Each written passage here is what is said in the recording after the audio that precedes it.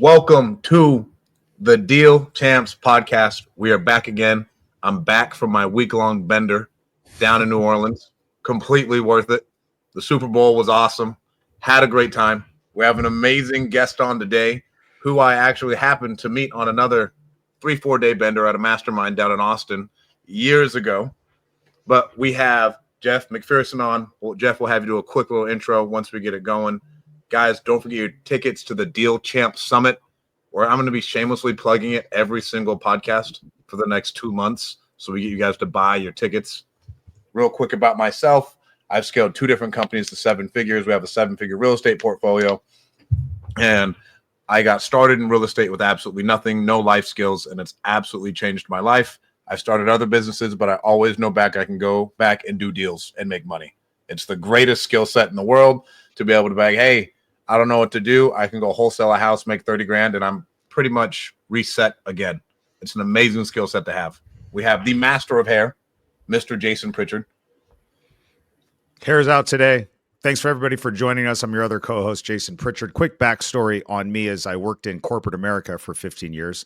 Hated my job, was unhappy with my life. We went all in real estate in 2014, have not looked back since. We've done 500 plus deals. We own a real estate portfolio just north of $17 million. And as we always say on this pod, we try to bring on cool guests and share all of our life experiences so you guys can get to where you want to go faster and learn from our mistakes. So this should be a good one. I'm excited to learn more about AI. We're using some more and more AI stuff in my business. So I'm excited to hear what Jeff's got for us. And we have Mr. Captain America, Mr. Obama Internet, can't get a Starlink to save his fucking life, Mr. Dean Rogers. You're never shy to give someone a hard time. So I got printer problems. I can't print and be on my Wi-Fi at the same time. It's like this thing that gives me nightmares. But anyways, so what's up, guys? Dean Rogers, your other co-host here. Excited for another podcast. Excited for Deal Champ Summit, baby. It's going to be on fire April 4th and 5th in Fresno, California at the Table Mountain Casino. You guys got to get your tickets. Go to dealchamps.com/summit. Going to throw this up for you there. So guys, I started my career in the NFL. Then I got into corporate world. Then I got into real estate. Been doing that for over a decade now. We've done over 700 plus deals, 8-figure rental portfolio, and coaching students how to get started in real estate with wholesaling. You guys can always connect with me at deanrogers.com. And we have our guest today, Mr. Jeff McPherson, a friend of mine who got started way back when. And I met him just after he got sued by Facebook. He created, for those of you guys who are like marketers, started a company called ManyChat, essentially ManyChat before ManyChat, to where you could do all that. And then Facebook sent him a cease and desist. And then he's built out this AI company since then. He's an amazing dude. Mr. Jeff McPherson, bro. Thank you so much for coming on. Give us a quick intro. Absolutely. Yeah. Thanks to you guys. Thanks for having me on. So Jeff McPherson, everybody knows me as their favorite Canadian. I actually am training ChatGPT to hopefully do the same response as well. Little backstory on myself. Yes, I'm a 3-time tech founder, one being getting shut down by Facebook through a cease and desist. I built the first chatbot or conversational marketing tool for Instagram Direct. Had about 500 million followers on the platform and just shy of 1 billion messages sent. So it's like we were on the cutting edge of the technologies and now focusing in artificial intelligence and helping businesses become an AI-driven business. There's a lot of white noise out there, and people don't really know what to do with AI, what AI is. So we're building out another platform to allow our vision of what AI is becoming and giving people accessibility to expert output, and again, really driving forth what this amazing technology can do. I love it. I got the first question. Dean, Jason, are you guys familiar with like agents yet with AI and like what you can build? I'd say decently familiar. Yeah. Are you talking about like a specialty, like AI, like this one specializes in legal or something like that? Or is it something else? Well, no, it's like an agent who essentially now can operate in your computer, almost like a bot, and go through. Oh, yes. Yeah. Jeff, how soon until I can have an army of agents that are essentially replacing any virtual assistants? To be determined. I mean, like the AI space, it's not like your typical business model that we're all we're all accustomed to. Like even an example, like a marketing agency, like there's thousands of marketing agencies out there. So you've got information to work with. For us, like there's different levels to agents. Like a lot of people use this buzzword, and people are actually devaluing what an agent actually is. Like people, a basic chatbot or setting something up on Zapier, people are calling agents when matter of fact, it's just like an automation. So there's different levels to what these things can do.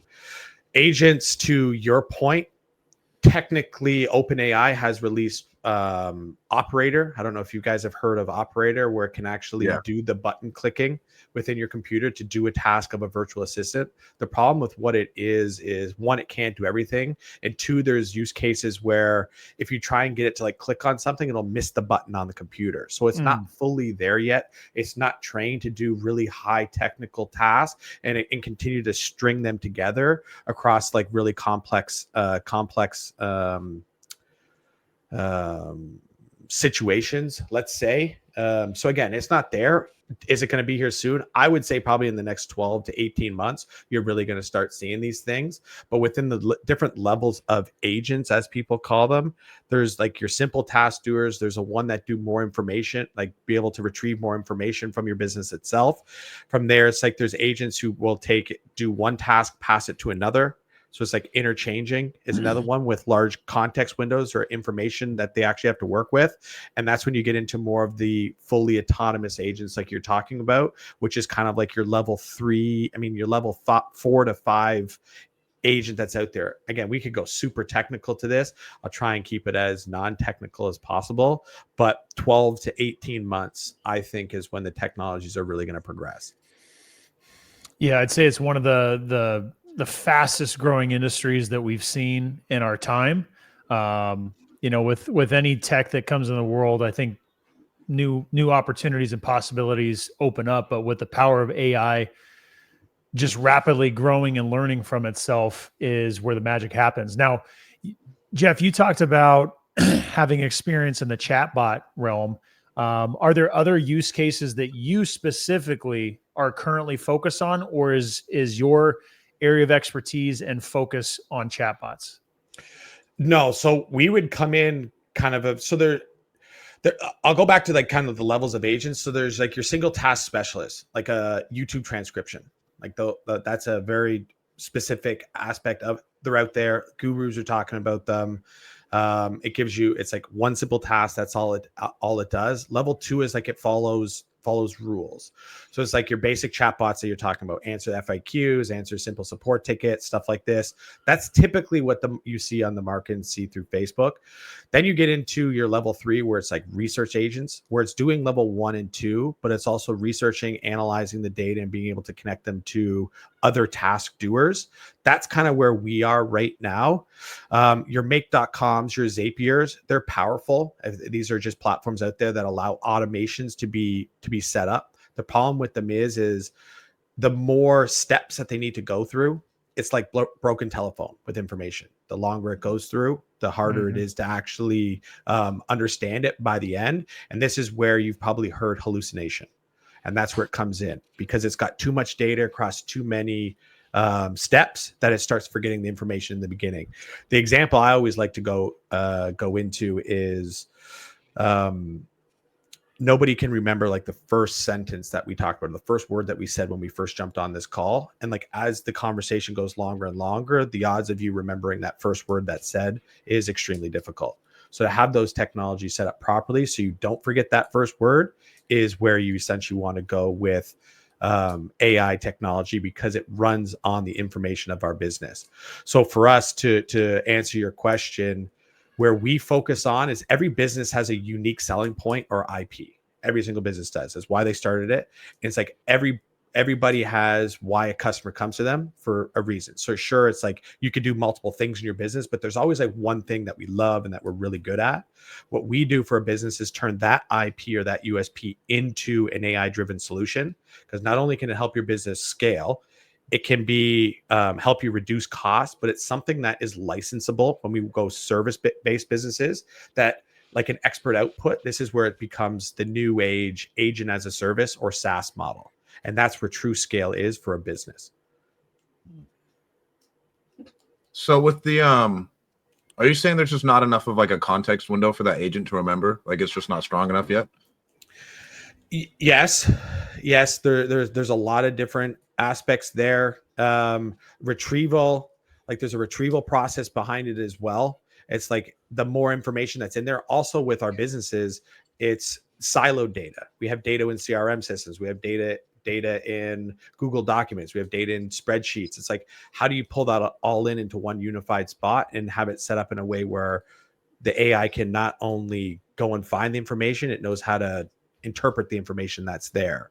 So like, again, there's a lot of problems in the AI world, and why people are starting to see why these level one and level two agents not working, and always having to redo them and keep up with them because they don't have the right technology set up for it to understand the data, to optimize the data, and 3, communicate the data that's there. Because that's what AI runs on. It runs on our business information. So I got a Jeff, question. Most of our Oh, you go ahead. My bad. I was going to say, bringing it back to real estate, because most of our audience is real estate related.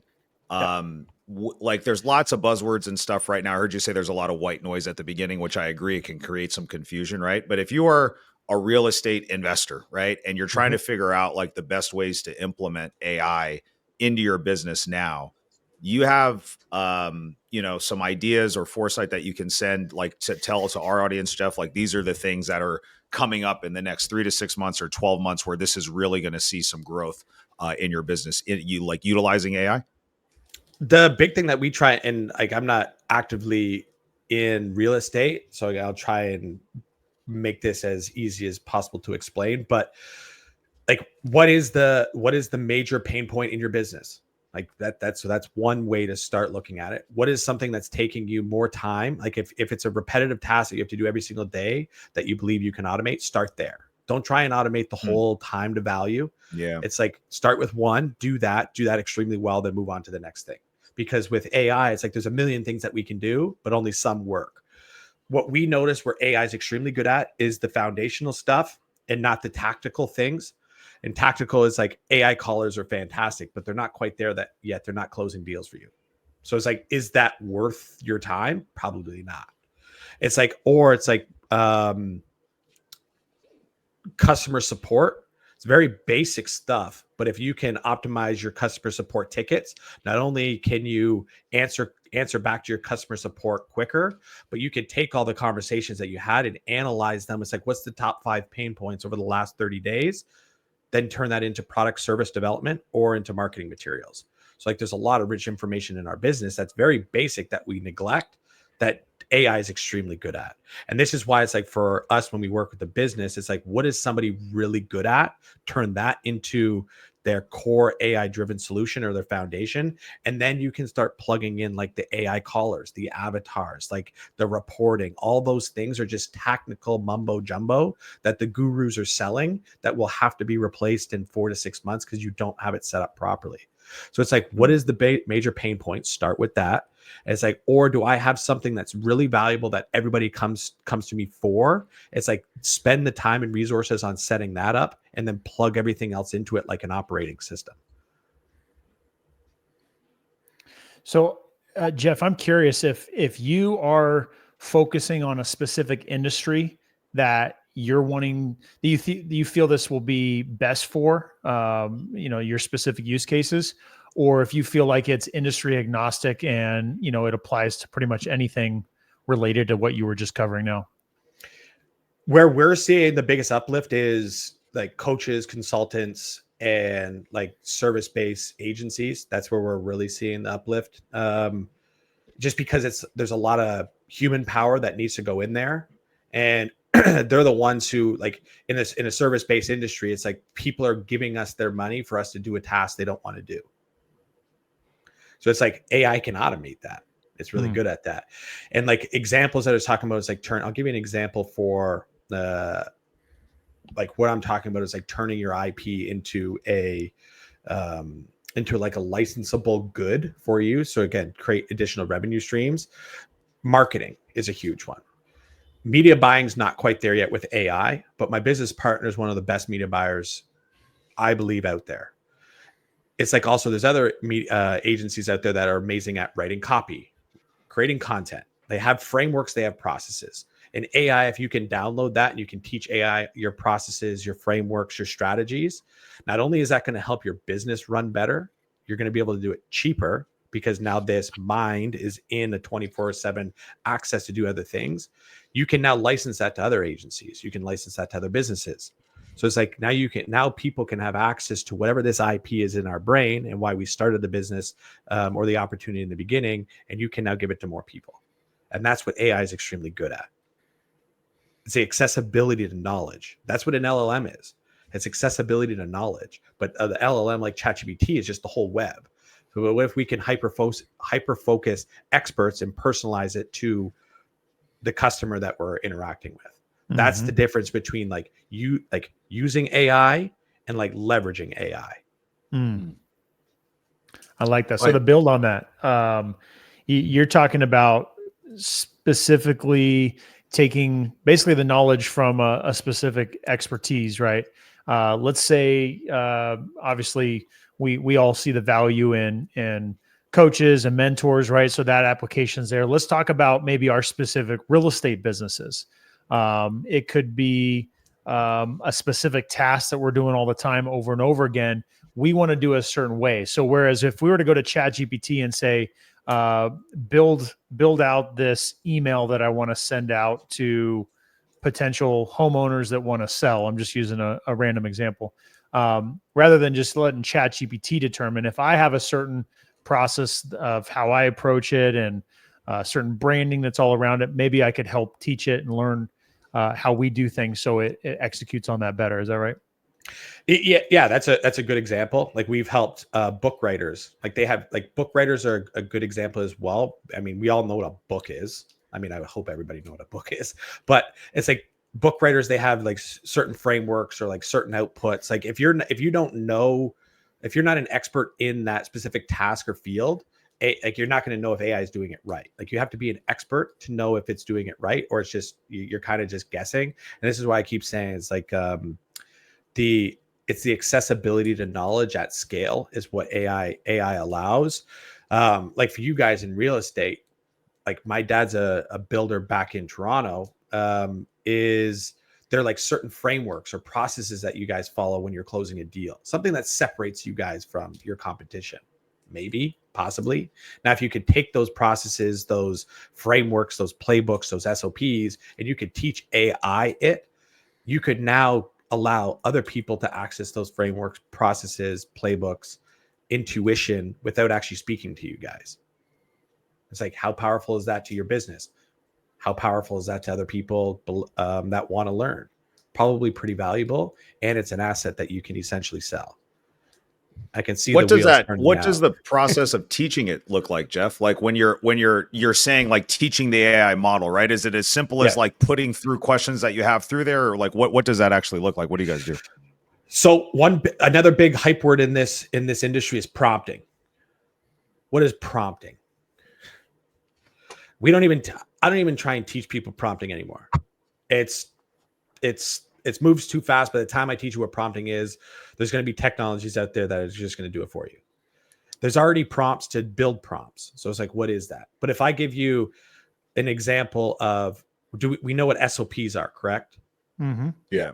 Have you ever put an SOP alongside a prompt and looked at the similarities?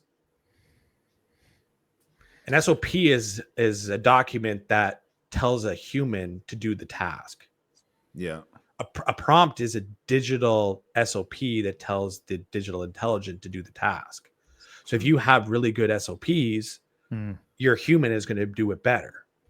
But now it's like, why don't we just turn SOPs into prompts so the AI, the agent, can do the task? And then as it's doing the work, what it communicates better than humans is if it doesn't know the information, it can ask the human. Hey, Jason, I got a question from Dean. Don't really know what it is. How should I answer it? You now answer it. That now fills the gap to that missing knowledge base. So and that's where the training comes in. So you're hiring an intern at best, but the acceleration grows exponentially. with the right systems. The first thing that comes to my mind, Dean, is Dean being the deal master and Dean being like, I know all of these problems that will happen in escrow and I can solve these. But if every deal I just debrief with that AI agent and I tell him exactly what happened, exactly how we solved it, now essentially we have an interfaceable like bot, like, hey, this is going on. And then it can shoot out the answer based off of all of the context that it has based off of your 800 deals. Right. And so now this thing can handle a lot and you don't necessarily need a wizard TC to step in and help you with that. Now now you can just, hey, so-and-so, hey, Mr. Chatbot, this is what's happening. How should we handle this and how have we handled this in the past? And what are going to be our downsides? That's what that's the person I thought. And when you guys do your event, it's like, sure, like selling a mastermind or doing all these additional things are great. But what if somebody can have access to that information on a subscription? It's like they're going to get a deal. They get the information, they upload it into this agent, and it'd be like, yeah, you're perfect. Close it. Or why don't we look at it this way? Or something. It helps with the reasoning side. And that's where the intelligence becomes really powerful. And again, that's the difference between the levels of agents that are on the market. The difference between your gurus and the people who are showing you how to use it properly. This makes me think of my mind's racing about like applications, right? And I think that's where a lot of us struggle that aren't sitting in your seat, Jeff, of really understanding at a fundamental level and then putting to work the different use cases, right? I think a lot of us are playing catch up, trying to figure out how can we actually use it and apply it in our business day to day. There's some low hanging fruit, some obvious areas where it could be responses to, let's say, right, we're in real estate investing. We have sellers reaching out to us. The low hanging fruit is responding to those sellers immediately, right, through messages, whether it's email or text messages. The next low hanging fruit, which has grown a lot in how well it's been developed and improving, is actual phone answering, right? Answering a live phone, taking that call, receiving information, giving feedback, having a full-blown conversation. Now, a real-life example, and I just want to kind of put this in front of Stratt and Jason. I don't know if you guys are up to speed on this story, but I was just watching a podcast that Robert Wensley was on, and he was talking about Investor Lift. And he told me that everything that they have, God mode, Ardos mode, everything they have literally gotten rid of. You can still access it today, right now, but they have completely said, that's done, that's old. We've bet the farm on AI. And what AI now does is it's got the superpower chips, NVIDIA chips. And what they've done is they've programmed it to learn how to find the real buyers. Okay, the people that are really buying the deals and really paying the most money.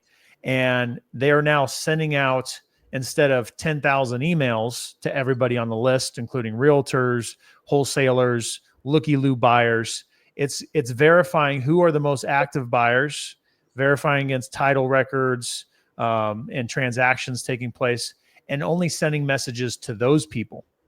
And he just used it at Carlos and Sal's office, the All In family in Phoenix. And they had a deal that they got under contract. And I might mess the numbers up a little bit, but let's say they had the deal under contract for 310,000. I think it was like 210,000 or something. Yeah, they made like $100,000 on it. I saw they recorded it. They had one buyer that was willing to pay 330 or 230, right? Whatever the numbers are. They were going to make 20 grand. Then they sent it out the standard way on Investor Lift. We're going to make maybe the same amount or a couple more bucks. They turned on the AI and they got it sold. Boom, a couple more offers. One as high as 100K more. So they sold it. I think the numbers were in the 500s. So they got it sold for like 610 or something like that and made $100,000. And it was because it actually went to the buyers that really would be the real players. So I see, Jeff, this long story to get to. I see it powerfully penetrating interactions and connections with the people we really want to connect with, and getting to, the bottom line of what we're trying to accomplish, right? Get a deal closed, get all the answers to the questions we want. And so I see that being really powerful, especially with the nuances you talked about.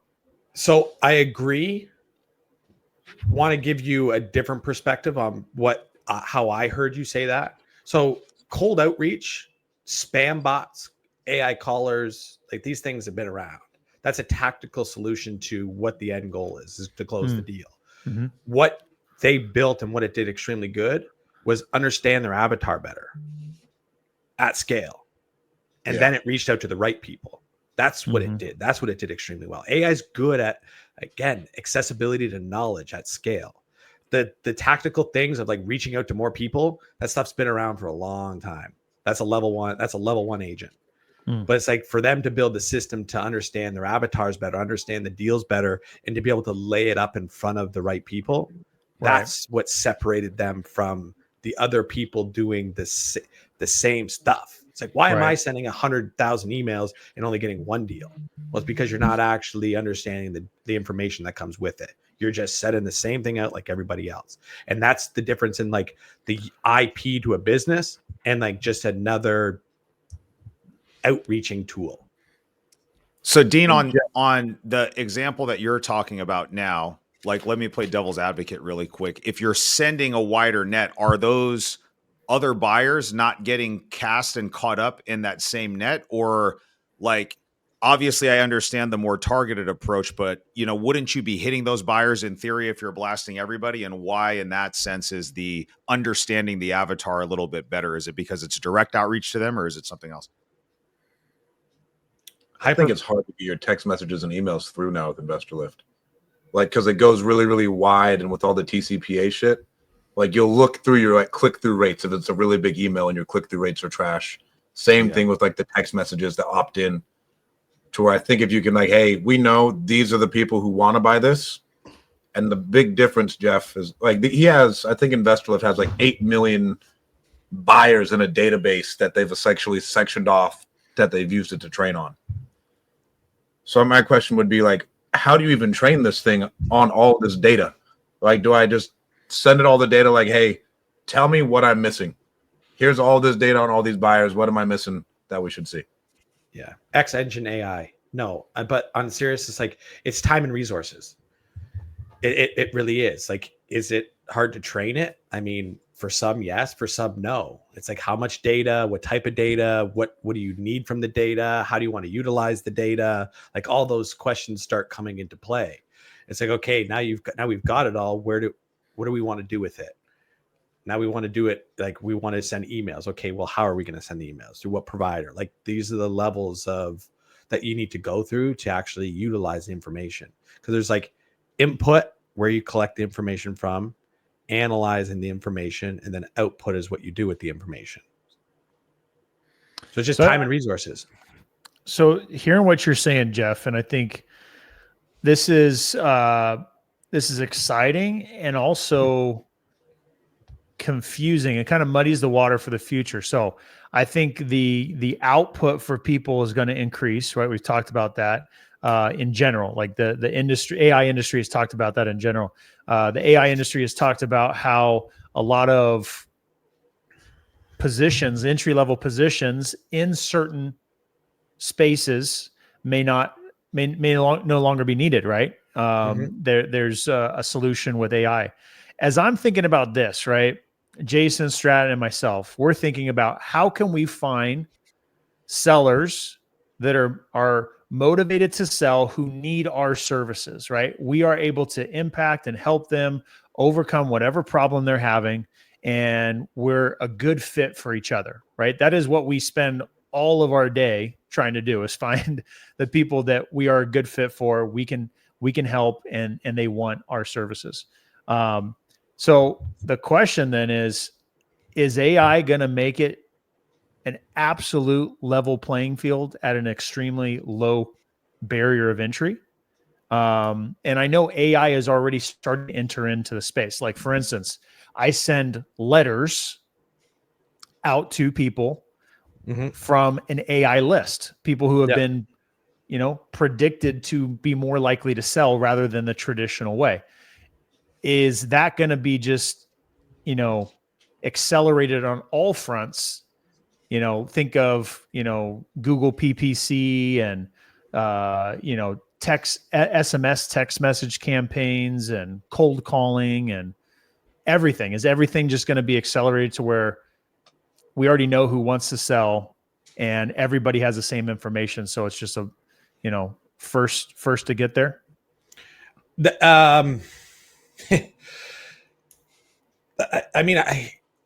Yes and no. Again, like it's a perspective thing. So like for me, what you're asking is right. I just try to give different perspectives. So most people, they want the strategies or the processes. Like that's how I always come down to it. So sure, entry level jobs may be taken.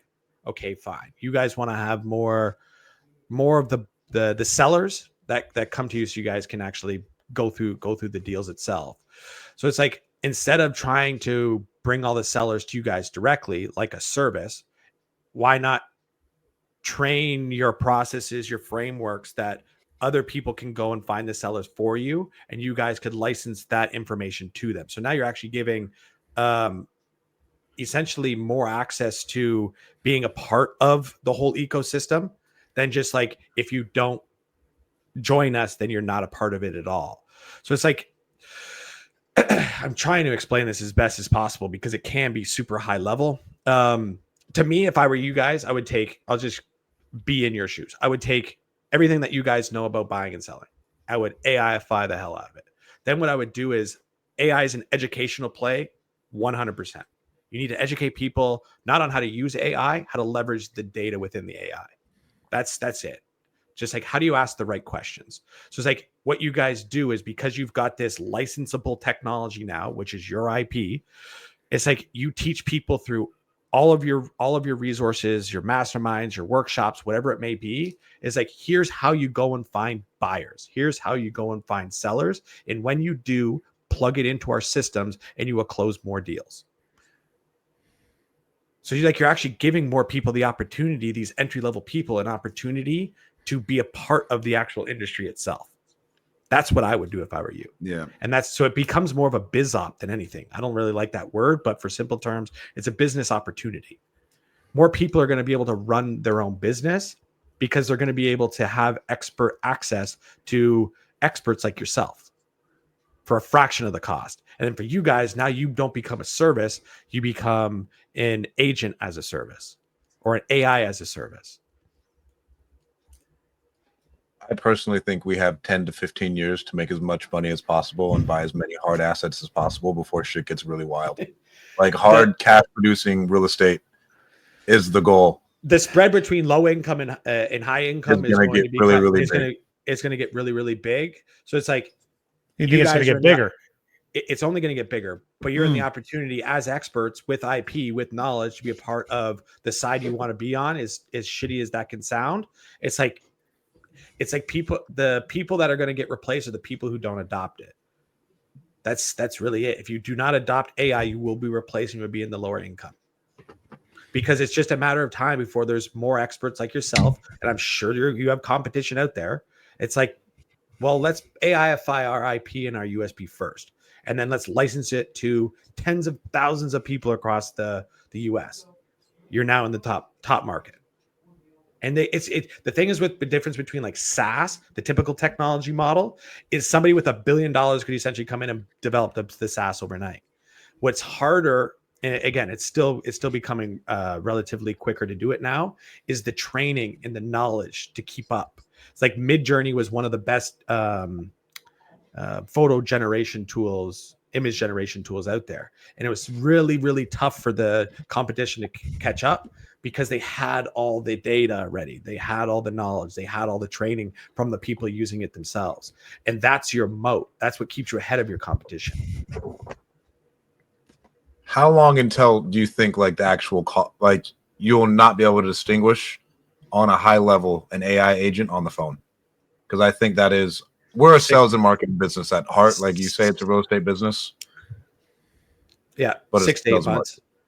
6 to 8 months. Like we do a lot of speed to lead. So somebody comes through a funnel of some sort, enters a phone number. If you call them within 5 minutes, don't quote me on it, but it's like a 300% increase in like the show up rate or something like that, something Yeah. ridiculous. We don't do anything in terms of collecting payment. It's just, I don't think it's there. You got to be careful with it. First version of that is you're on the phone and like they're looking up your information and like you do want to close a deal. It's like, I'm just going to send you through this link to your phone number. Is that okay? Yes. Send the link. Just going to walk you through collecting payment. Okay, let me just check to see if the payment's collected. It is great. Now let's get you on to the next step. So it's the value map from the time somebody sees what they're going to be a part of in the ecosystem to delivering the actual product. How do you continue to compress each step in that funnel? Do you think that 6 to 8 month runway, Jeff, is going to get AI to the point where these can be very difficult conversations? They're very emotionally driven. There's lots of softer skills, right? That it's like, if it's a yes, no question or, whatever, then I can see that. But if it's like learning how to emote properly when a family member has died and understanding how to build that rapport and all of that stuff, is that 6 to 8 months out for an AI agent, or is that going to be longer for it to learn how to focus on tonality and all the other things like that? Yeah, the sentiment side, it's coming quickly. I think it will be there within your 6 to 8 months. Wow. But like for me, like AI callers, like I was saying, that's a tactical task. Like it is like just plug in a caller, but it plugs into your whole ecosystem. So it's like your ecosystem is, again, your IP, these past calls that you've had. It's like you guys record these calls, correct? From the past? Yeah. Yes. You guys are already, it's great. So put that into the knowledge base. You're already ahead of it.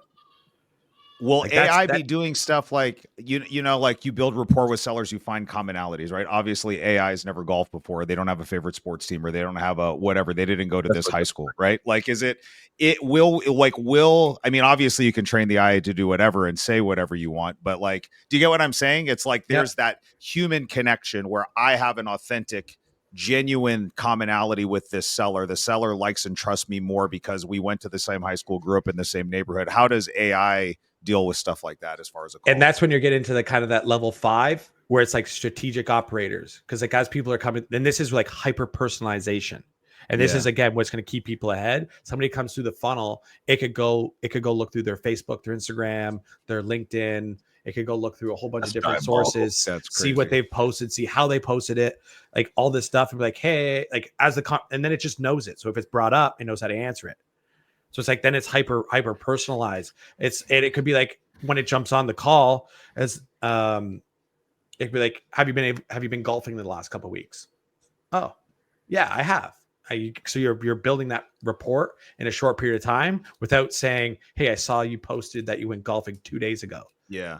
Or not saying like, I like to golf too when it's an AI agent. It's just asking the question, right? That does that works too, because that will make the connection to that. Because like where we see and where we're building it to is it's like the voice of customer, as we're calling it. The more that you can understand your customers, the way they speak, the sentiment side of it, the more hyper personalized it can be on a macro. Because then when it gets where it really gets interesting, and like this is us thinking like 5 years down the line, coming from the marketing side, especially my business partner, the paid media, we always optimize for cost of acquisition.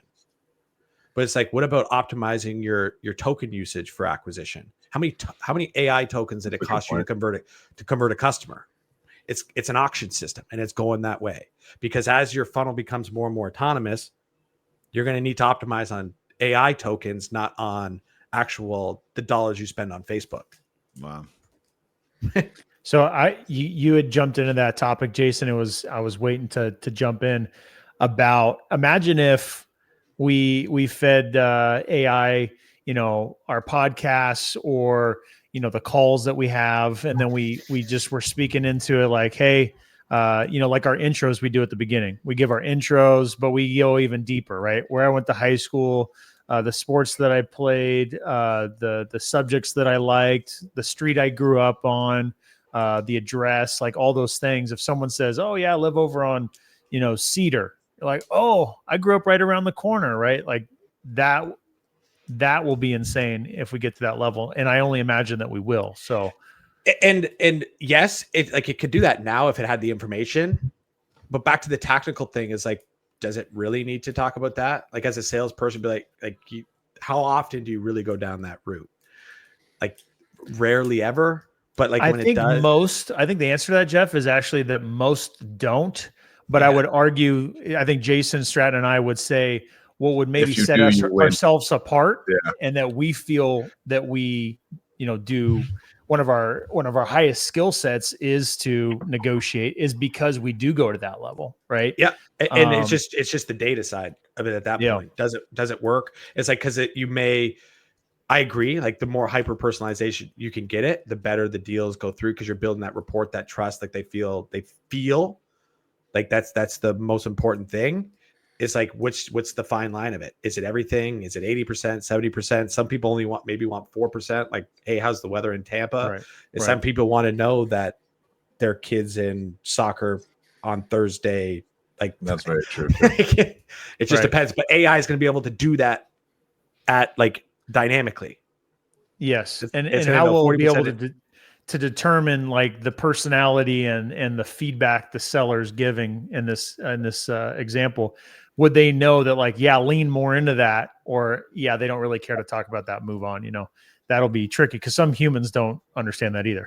it will 100% be able to do that. And that's just based on, like, I mean, AI is just going to be able to do it. It's the sentiment I just don't side think you over. should be able to give that thing access to the sandbox of the internet. That's scary as fuck. It's already got Like, it's already got it, and it's on the web. They scraped the whole web. Like, it's already so there. crazy. Because like it's gonna know, it's gonna look like, hey, this is a white guy on Facebook with sunglasses. Odds are he didn't like Kendrick Lamar's Super Bowl performance. I could talk about that, like, and just like take it all the way. And it can even know like this guy doesn't want to talk at all, is what freaks me out. And so to like the disc system, it'll know their exact disc just with like 9 different data points, because you've trained it on so much stuff. But I feel like this is the last thing that will separate you in business, is your soft skills. Personally, the last thing that won't be replaced is human connection. It won't replace human connection until human connection, it has a better connection with technology than with humans. Like, if that makes sense. Like, so we're going to regress and go back to only in-person appointments only. This is why like we're so excited to see some of these people throwing events and masterminds and workshops. They're going to crush it, because it's going to bring people back together, and we think it's going to be extremely, extremely powerful to bring that human connection back, because the rest of your business is going to be autonomous. Interfacing with AI. Yeah. It's going to be so your business. So then what it gets to is like, okay, now I got all this time back. What am I supposed to do? Everybody wants. That's really interesting point. I never thought about it in that context, because you're going to get used to just interfacing with AI, that I'm going to want to actually go connect with people again and do all that's a so now does this bring us to a point of, okay, now AI is running my whole business. What's next? Does it bring people, because there's higher class, middle class is just going to do this, and then lower class. So does it bring more higher class people together where they can build the next thing, the next opportunity together? Maybe. Yeah. Maybe, I don't know how many years. I don't know, 3, 5, 10, 15. That's a number that I don't think anybody can predict. How are we not using it in different creative ways? Like, I've heard of dudes using it as a business coach, like almost as like a therapist, where like they'll sit there and talk to it for hours. Or if they're like trying to learn something, they'll just talk into ChatGPT and it'll talk back and tell them whatever they need to hear if they're like curious about something. Yeah, niche expert output. Like, that's what it is. You're niche to an expert, and you're getting the output. Like, that's what it's good at. Like, we go to ChatGPT as accessibility to knowledge, and you ask it a question, it gives you an answer. It's a helper. That's how they're trained. One thing we always get people to do is ask it to be cynical until it's cynical. Okay. It's quite cool. But it's like, in business, it's like, okay, find an expert, you want access to their brain to do the work better. That's where AI is really good at. And just keep doing that across the whole funnel. Jeff, what are your thoughts on like downside of AI? I mean, I like, you hear Elon Musk talking about like it's the most dangerous thing, and then you see like shit like the Terminator and stuff out there. Like, you obviously have a much deeper knowledge of this. Like, what do you think the downside risk is for just society as a whole? Like, if AI goes sideways on us?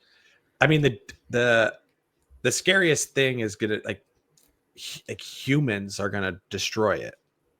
which is weird to think. Like humans are going to destroy it because they're the ones who are setting it up.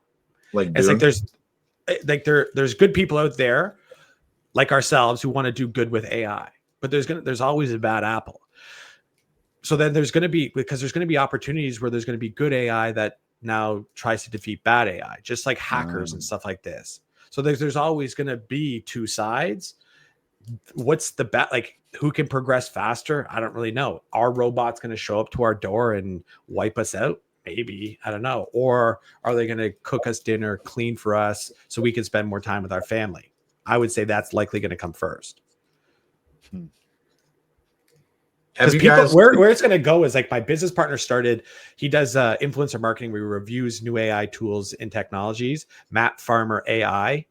He'll like the plug. So if you want to keep up to date, Matt Farmer AI. He's an affiliate marketer, 4-time ClickBank Platinum. Again, like we went through paid media specialist. It's like, what's the next thing? AI and technology is what it is. So he got into it because he wants to get a free robot from one of these companies so he can do a review on it. But where his brain's going is like, let's say X Engine's around, we sell it, all this fun stuff. He's going to go out and buy a whole bunch of robots, and then he's going to lease them out to families to do the tasks they don't want to do. Cook, clean, all that fun stuff. Yeah. Lease them out. That's where it's going to go. Toro with your car. Yeah. Exactly. That's where it's going to go. People are going to walk your dog, like all that stuff. I need a robot to do my laundry, bro, for sure. There laundry and house cleaning. That's it. I would buy a robot right now to do my laundry because I don't want a house cleaner to come in and necessarily do it, but I would absolutely have a robot come do all my laundry. Exactly. This is what I mean. Yep. That'll come before they turn around and snap your neck. Yeah. Jeff, how far away is Replit from me being able to build the CRM that I want? Why build the CRM? But like me being able to build whatever I want inside my business. Like just okay, well, let's build the CRM. Why do you want to build the CRM? What is it going to do for you? That already is out, the technology is already out there. What is it going to do to you that's not? I feel like I just want to change something that fits my mind. So you're going to build your own CRM system for one feature. Maybe. People do it all the time with GHL. Yeah, but they're actually GHL is a CRM system. They're just adding an additional feature to GHL. Yeah. Don't build a CRM. That's a waste of time. And resources. That's my honest feedback because I love you. Look, like just agents don't need SaaS. This is another thing. It's like SaaS, this is actually how you and I got into a conversation. Is SaaS dead? You messaged me the other day. It's like typical SaaS model is dying because SaaS was created for humans to be able to click around conveniently to do the task. But agents don't need the click around anymore. They need like, what do you want it to do? The information, and then just the connection to do the actual task. So it's like your email providers, your text messaging, like where the communication happens, those aren't going anywhere because that's how you communicate with people. But everything in between doesn't need to be an interface. No, like what do you need? Like, let's say I'm going to use ClickUp as an extreme. It's not going to be ClickUp, but like project management. It's like, it doesn't need the thing. Like it can create its own database. It can create its own project management because you're going to be like, manage this project for me. And it will get to a point where it'll just go and build its own project management in its own way that it makes it more efficient, that it doesn't use to use ClickUp. And then you can connect it to your Slack channel. And then all of a sudden it's managed through there where you can ask it plain text, what are the projects that we need to get closed on this month? And it will just tell you it. And then you never have to open up ClickUp because who likes opening up a project management board? Nobody. And if you do, you're probably a little crazy. So don't build a CRM system. I think you're welcome. Yeah, stay just focused. save me another failed business idea. Yeah.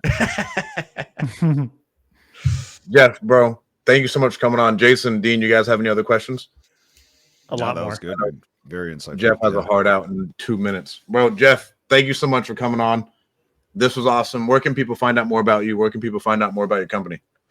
Well, I mean, xngen.ai is a good spot. Reach out to us. You can email us at hello@xengine.ai. That's a better source for everybody. And then for you guys, obviously, if you want to jump on, we're happy to kind of explore more. I know it's one of those fire hose effects when it's like, oh my God, there's so much we can do. but we're really good at removing that shiny object syndrome and having people really focus on one thing, doing that one thing amazing, and then plugging in all the tactical stuff to really help your business scale. Love it. Bro, hell yeah. And guys, Dean, let's pull up the slider. Do not forget to get your tickets to the Deal Champs Summit the first weekend of April. It's going to be huge. We got the best speakers in the country. No one ever has better speakers than Deal Champs. Year over year, no one's had better speakers than us. We got it again. We got Pace Morby headlining. It's going to be dope. I can't wait to see you guys there. Thank you guys so much for tuning in. Don't forget, like and subscribe. Talk to you guys soon. Appreciate you, Jeff. Peace.